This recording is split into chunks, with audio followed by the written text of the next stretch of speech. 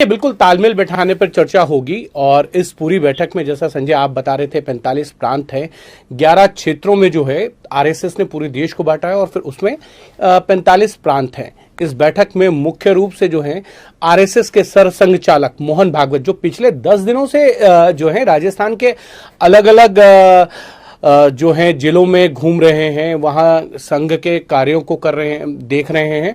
और साथ ही साथ उनके साथ होंगे सर कार्यवाह दत्तात्रेय होसबोले, कृष्ण गोपाल, अरुण कुमार, ये तमाम संघ के जो बड़े नाम हैं वो तो इस बैठक में है ही हैं। साथ ही साथ जो संघ के अनुशासन संगठन हैं उनके भी रिप्रेजेंटेटिव इसमें होंगे। भारतीय किसान संघ, भारतीय मजदूर संघ, स्वदेशी जागरण मंच, वीएचपी, जो है भारतीय जनता पार्टी के रिप्रेजेंटेटिव के तौर पर जो है वो बीएल संतोष होंगे। तो कहीं ना कहीं एक तरीके से ये कहा जाए कि ये बैठक, भले ही संघ ये कह रहा है कि उनके जो तृतीय वर्ष का संघ शिक्षा कैंप लगा था उसकी रिपोर्टिंग होगी, मार्च के अंदर जो है जो कार्य निश्चित किए गए थे उनकी रिपोर्टिंग होगी, जानकारियां ली जाएंगी, समाज के अंदर सहभागिता को कैसे बढ़ाया जाए इस पर जो है चर्चा होगी। तो समाज में सहभागिता बढ़ाने के लिए कहीं ना कहीं संघ इस तरीके के जो है कार्य करता रहता है, लोगों के साथ जुड़ने का काम। और मुझे याद है संजय, जब राम मंदिर को लेकर सुप्रीम कोर्ट का फैसला आना था उससे पहले आरएसएस की तरफ से एक पूरी कवायद की गई थी। मुस्लिम संगठनों के तमाम लोगों से, मुस्लिम धर्म गुरुओं के साथ संघ के बड़े बड़े नेताओं ने बैठक की थी।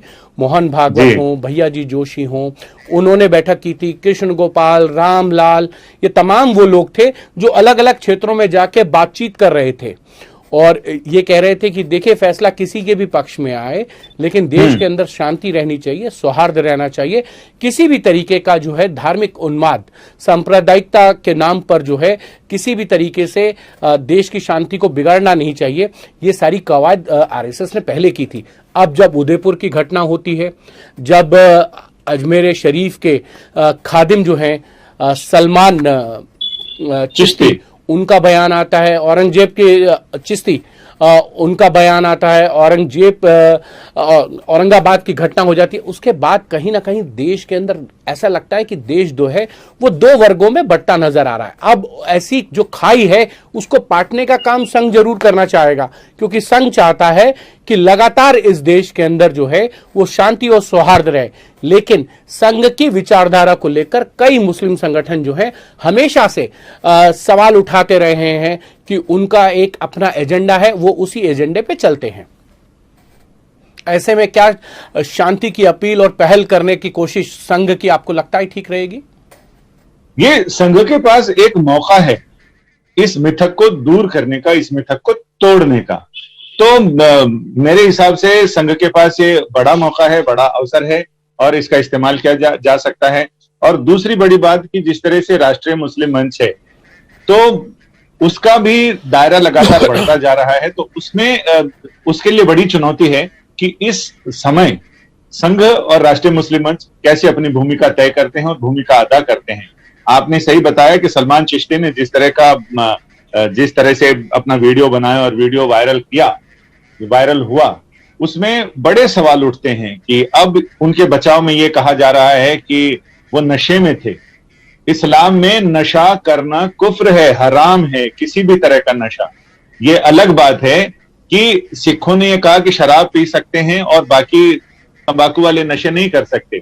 बाकी इधर कहते हैं अफीम खा सकते हैं, अफीम ले सकते हैं और बाकी नहीं ले सकते। लेकिन इस्लाम में साफ साफ कहा है कि ऐसा कोई भी नशा जो आपको खुदा की याद से गाफिल कर दे, उससे बिल्कुल उलूफ कर दे, वो आपके लिए हराम है। तो इसलिए तो फिर इन लोगों को यह कहना चाहिए कि अगर नशा करने वाला आदमी है तो वो इतने बड़े मज़ार शरीफ और वहां का खादिम कैसे है? या तो उसको इस्लाम बदर करो, उसको बताओ कि इस्लाम में नहीं है और इस्लाम में जो सजा है शरिया की, वो शरिया की सजा दीजिए आप उसको। तो ये पहल तो मतलब आप कह रहे हैं संजय की सबसे पहले, संजय आप कह रहे हैं कि सबसे पहले जो सजा है वो सलमान चिश्ती को मिलनी चाहिए, जिन्होंने जो मुस्लिमों की जो एक पूरी परंपराएं हैं कि किसी भी तरीके का जो नशा है, किसी भी रूप में है उसको नहीं करना चाहिए, जो आपको जो है खुदा से दूर करने की कोशिश करता हो, हाँ। तो इबादत करने से दूर करता हो। तो सबसे पहले जो है मुस्लिम समुदाय की स्टेटमेंट जो है वो सलमान चिश्ती के खिलाफ आनी चाहिए। आप ऐसा कह रहे हैं? सिर्फ ये कहने से नहीं काम चलेगा कि वो नशे में थे और नशे में उन्होंने वीडियो बना दिया। अरे नशे में थे तो नशे में कैसे थे? इतने बड़े स्थान पर बैठा हुआ आदमी और वो नशा कर रहा है और दुनिया उसे पूज रही है, ये क्या मतलब है? ऐसे लोगों को, इस्लाम के पैरोकारों को भी इस मामले में आगे आना चाहिए। सिर्फ ये कहने से काम नहीं चलेगा कि उसने नशा कर लिया था, हो गया।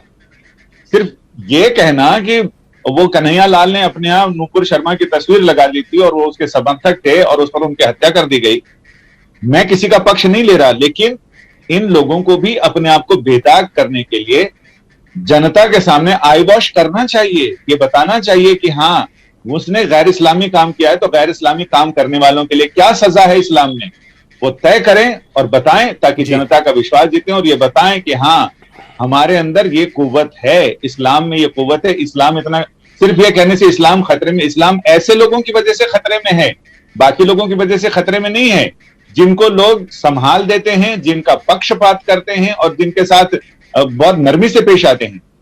तो बाकी लोगों के लिए तो इतनी सख्ती है कि सिर तन से जुदा, सिर तन से जुदा।